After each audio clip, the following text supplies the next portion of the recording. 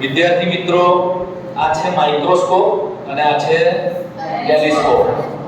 આજે માઇક્રોસ્કોપમાં આપણે એક સ્લાઇડ જોઈ. સ્લાઇડ એટલે કાચની પટ્ટી હતી, એના પર રેડ બ્લડ સેલ એટલે આપણા લોહીના કોષ કેવા હોય છે તે જોયા ને. ટેલિસ્કોપ થી આપણે દૂરની વસ્તુ જોઈ. એક ટાવર છે દૂરનો, એને સેટ કરીને જોયો, સ્પષ્ટ દેખાય છે. હવે વિદ્યાર્થી મિત્રો, એ તો બધાને જ ખબર છે કે માઇક્રોસ્કોપ એકદમ નાની ઝીણી વસ્તુને મોટા સ્વરૂપે બતાવે અને ટેલિસ્કોપ શું કાર્ય કરે?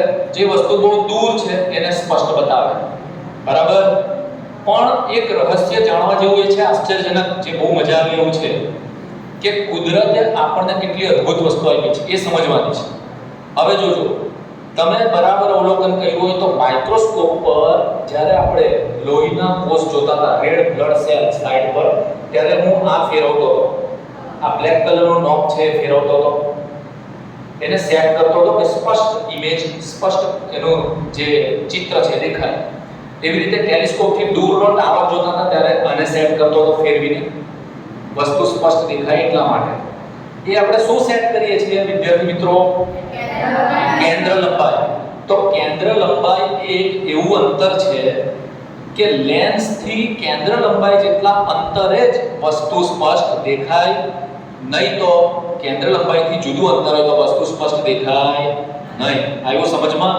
હવે તમે જુઓ કે કુદરતે આપણને કેવી અદ્ભુત વસ્તુ આપી છે.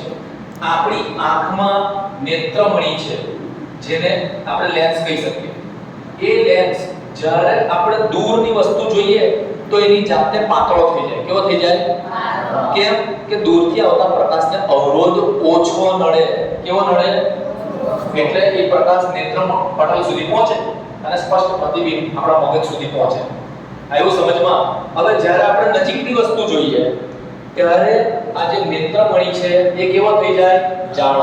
એની જાતે જાડો થાય. કેમ? અવરોધ વધારે નડે પ્રકાશને. અવરોધ વધારે નડે એટલે નજીક પડી જશે પ્રકાશ અને નેત્રપટલ પર પડે એટલે નેત્રપટલ પરથી ઇમેજ જે છે તે મગજ સુધી પહોંચે. હવે તમે વિચારો કે કુદરતે આ કાર્ય કઈ રીતે કર્યું છે? તો કે નેત્રમણીની સાથે કયા સ્નાયુઓ જોડાયેલા છે?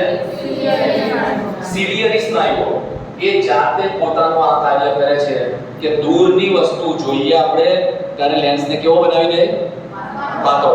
નજીકની વસ્તુ જોઈએ તો લેન્સને કેવો બનાવે? જાડો. ઓટોમેટિક કુદરતે આપણને આ રચના આપી છે. તો કુદરત કેટલી મોટી એન્જિનિયર છે હવે તમને સમજમાં આવે છે. જે વસ્તુ આપણે હજારો રૂપિયાના સાધનોથી આ સેટ કરીએ છે કેન્દ્ર લંબાઈ આ રીતે, એ જ કાર્ય સિલિયરી સ્નાયુઓ પોતાની જાતે કરી લે છે. સમજાયું મિત્રો? તો એટલે કુદરતનો આભાર આપણે માનવો જોઈએ કે કુદરતે આપણને ઓટોમેટિક સિસ્ટમ આપેલી છે. આભાર.